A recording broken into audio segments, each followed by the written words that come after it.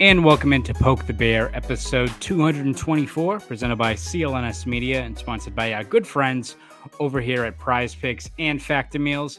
My name is Conor Ryan, and as you can see, we're riding solo today, getting you guys ready for Game 4 between the Boston Bruins and the Toronto Maple Leafs, set for 8 p.m. puck drop on Saturday night. And it's a hectic time of year. It's a good thing and a bad thing. It's a good thing in that we have so much to talk about, whether it's the Stanley Cup playoffs, we've got the Celtics going down playing the Heat.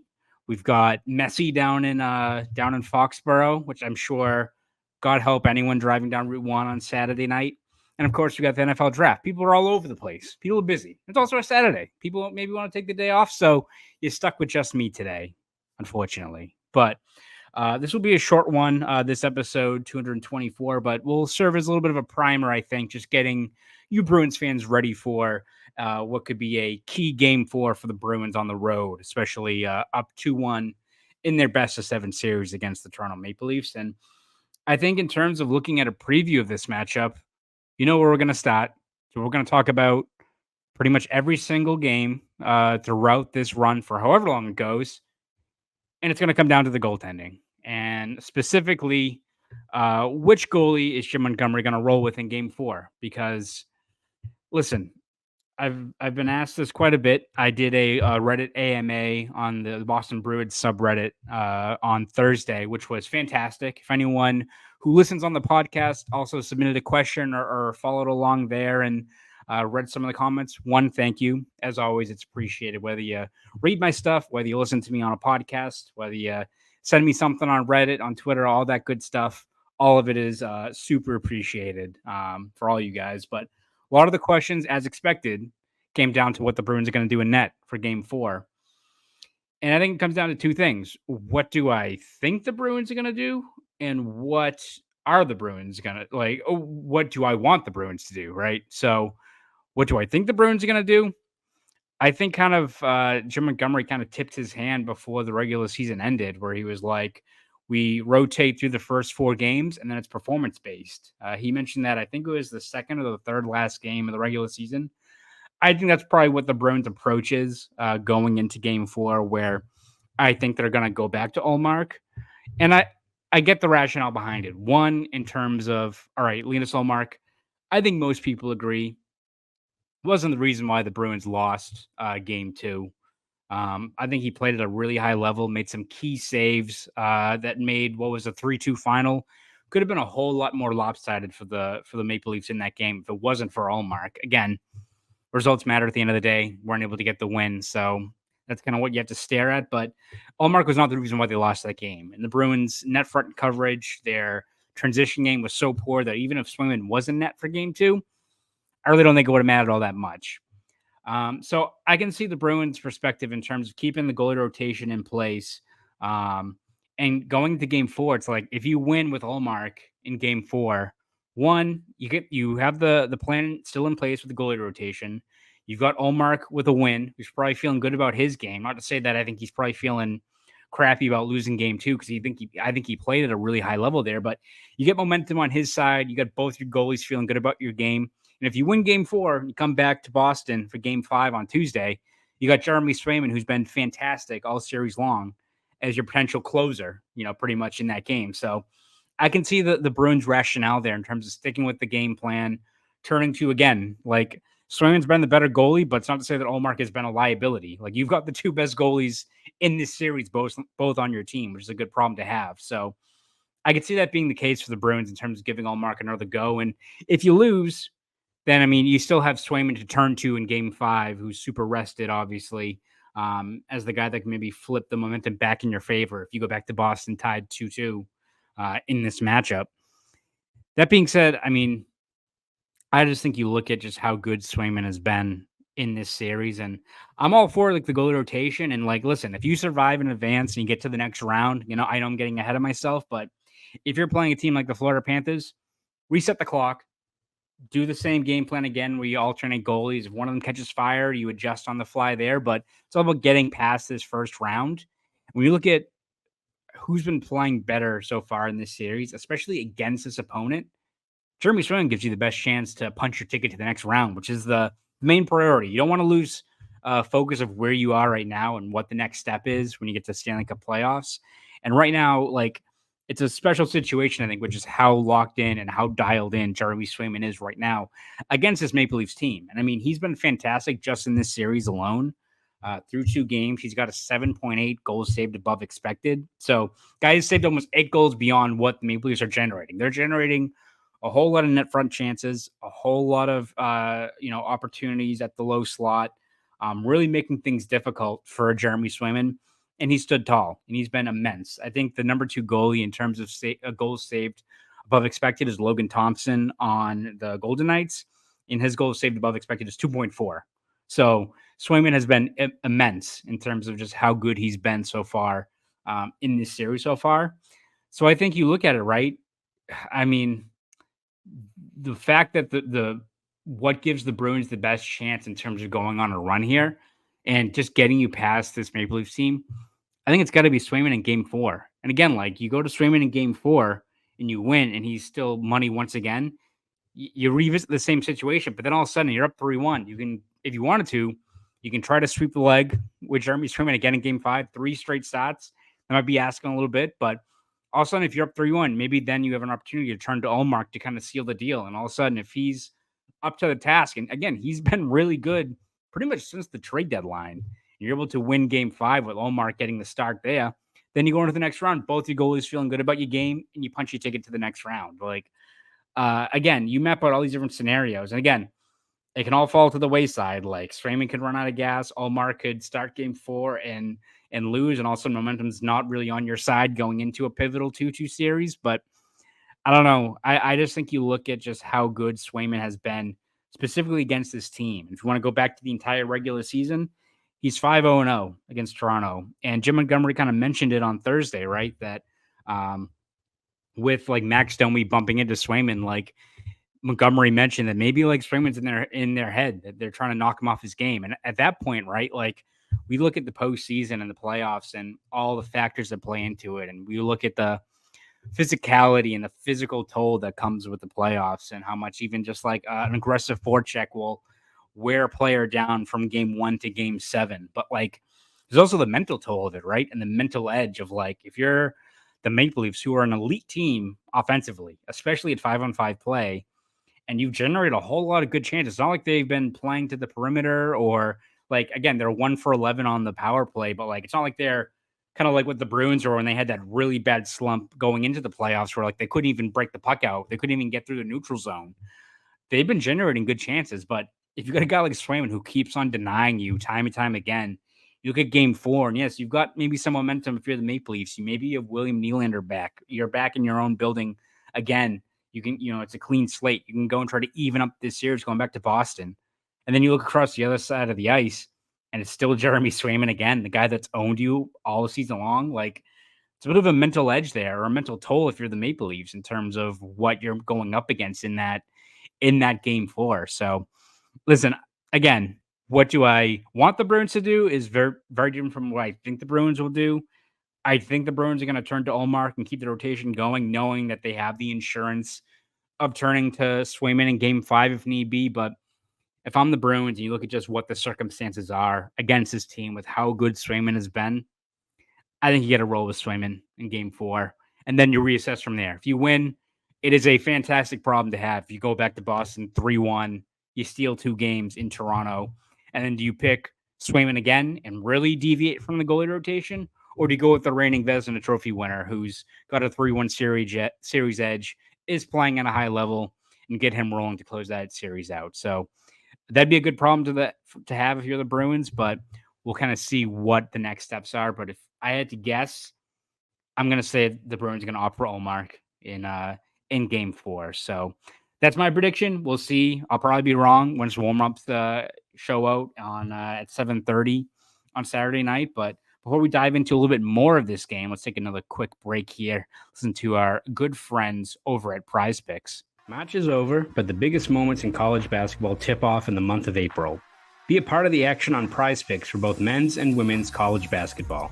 You can now win up to 100 times your money on Prize Picks with as little as 4 correct picks. You can turn $10 into $1,000 with basketball, hockey, and college basketball entries today on Prize Picks, America's #1 fantasy sports app. Prize Picks has something for every sports fan, from basketball and hockey to League of Legends and everything in between. You can pick LeBron, Caitlin Clark, Connor McDavid, and Jude Bellingham, all in the same entry. Want to play alongside some of Prize Picks' favorite players like Meek Mill and Sugar Sean O'Malley? You can now find community plays under the promos tab of the app to view entries from some of the biggest names in the Prize Picks community each week. Testing my skills on Prize Picks this season is the most exciting way to play daily fantasy sports. Prize Picks is really simple to play. I can make my picks and submit my entry in less than 60 seconds.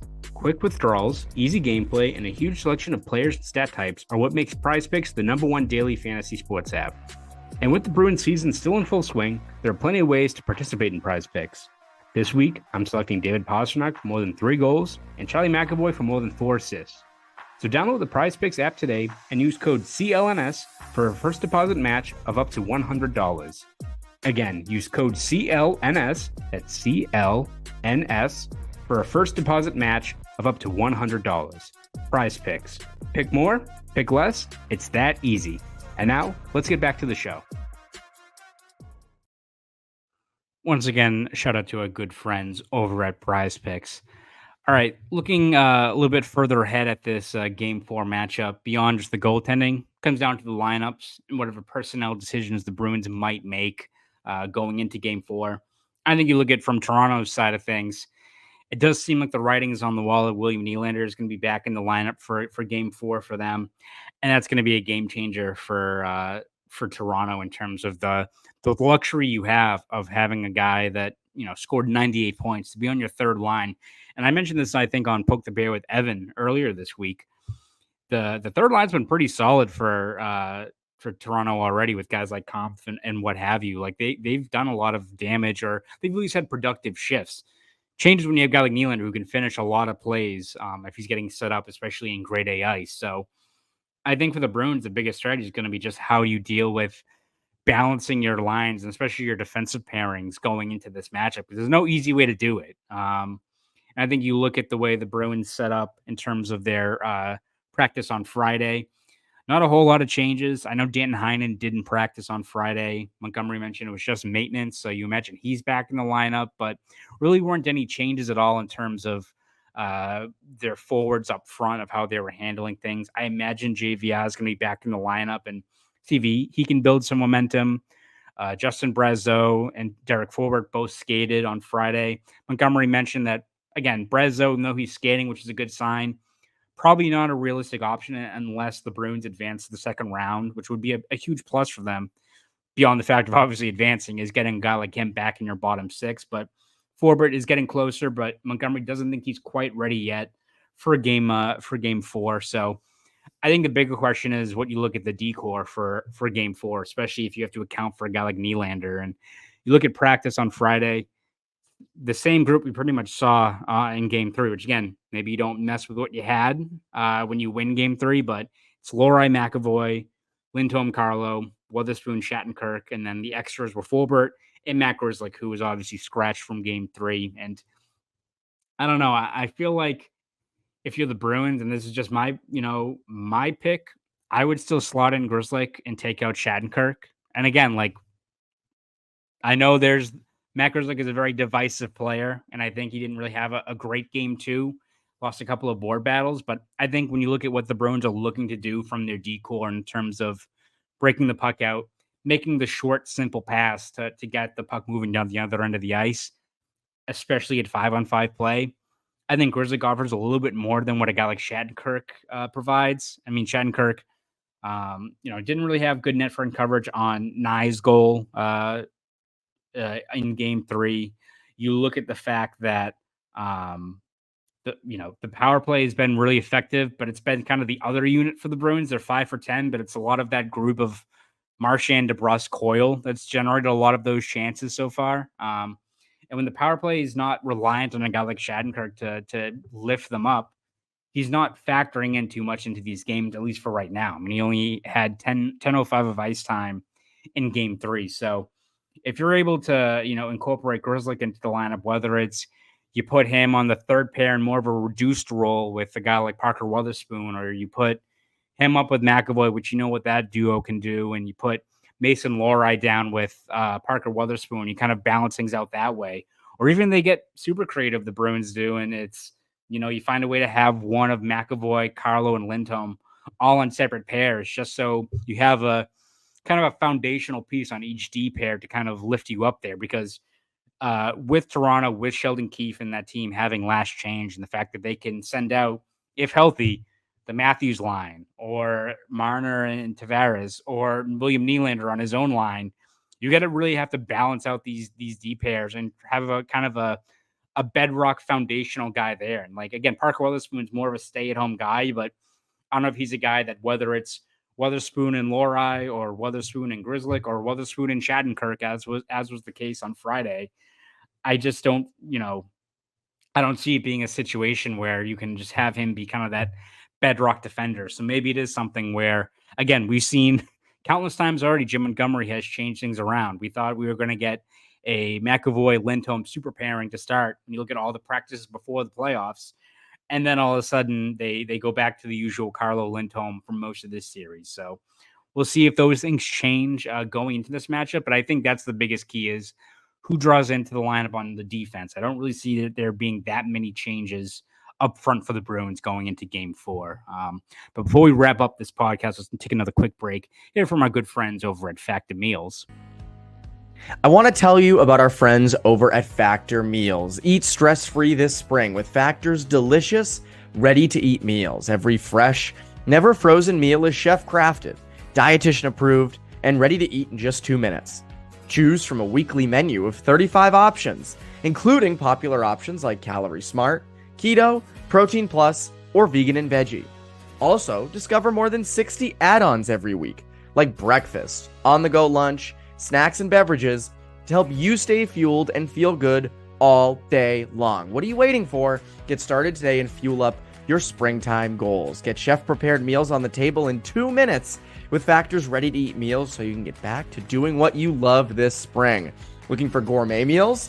Try meals that feature premium ingredients like filet mignon, shrimp, truffle butter, broccolini, and asparagus. And we're celebrating Earth Day all month long. Look out for the Earth Month Eats badge on the menu for our lowest carbon footprint meals. So head to factormeals.com/Bruins50 and use code Bruins50 to get 50% off your first box plus 20% off your next box. That's code Bruins50 at factormeals.com/Bruins50 to get 50% off your first box plus 20% off your next box while your subscription is active. Now, back to the show. Once again, shout out to our good friends over at Factor Meals. All right, let's wrap up this one by looking at, I think, the biggest surprises so far. And I really, when you look at how this series has gone, I'm not really that surprised by a lot of what's played out. I think going into this matchup, we expected Toronto to be a very impressive team up front. I think you look at the fact that they've really kind of changed their approach offensively to be more of a 5-on-5, forechecking team. That's, again, you look at the way they generate offense, it should be built for the playoffs. And they've kind of done that. Like, the big equalizer has been Swayman, and to a lesser extent, Ullmark so far in this series. But I think you look at the way the Bruins have found success. It's not anything that we didn't really kind of see coming, right? Like, it's special teams, which, again, maybe you're surprised the Bruins are now, operating in 50% on the power play, but Toronto had a very subpar penalty kill going into the playoffs. They've really been struggling on the power play. I think they were operating at 12.5% pretty much for the last month of the regular season. Again, they've had good looks, but that is kind of carried over when you add on the fact that Swayman's really denied a lot of really good looks they've had. But I think for me, the biggest surprise so far is the lack of, proven 5-on-5 scoring punch right now for this Bruins team. And again, we've said it, the Bruins have had a lot of success so far under Montgomery with being more selective with their shot selection, going maybe more for quality over quantity. But I think you have to augment and change that approach just a little bit when you look at a guy like Samsonov, who, look at Game 3 with that Trent Frederick goal, where I think someone did I think there's like an odds or a way to like factor in like the odds of a shot and the chance of it actually beating a goalie, and it was like 1.4% of that puck from that angle, that speed, what have you, beating a goaltender. Like, Samsonov has had some really good saves in this series, especially in game 2, but he's got us prone for at least a couple of these goals where if you're a Maple Leafs fan, you probably want to tear your hair out. And I think for the Bruins, it's all about getting more shots on that, especially at 5-on-5 play. And I believe it was Fluto Shinzawa of The Athletic who mentioned that David Pastrnak, he gets that goal in game 2, obviously, but he's only had 2 shots on goal during 5-on-5 play. Like, I think for the Bruins, yes, like, I think it's to be expected for Toronto to really control and drive play at 5-on-5 play. They're going to generate more chances, but it shouldn't be that lopsided, especially in terms of the baseline production. When you have a guy like Samsonov in net, I think you look at how prone he is to giving up some of these chances. If you're the Bruins, again, I think you can rely on the power play to help you out here the way it's playing right now. You can rely on your goaltending, whether it's Swayman or Ullmark in game 4, to keep you in these games, even when you're going to expect quite the pushback from Toronto. But at the end of the day, I just think you look at where the Bruins are and how much they can maybe make things easier for themselves. Just get pucks on net against Samsonov. You should be able to land a few more punches at 5-on-5 play and not be on the ropes time and time again away from the power play against this matchup. So we'll see how it all kind of pans out in game 4. It's going to be a key matchup.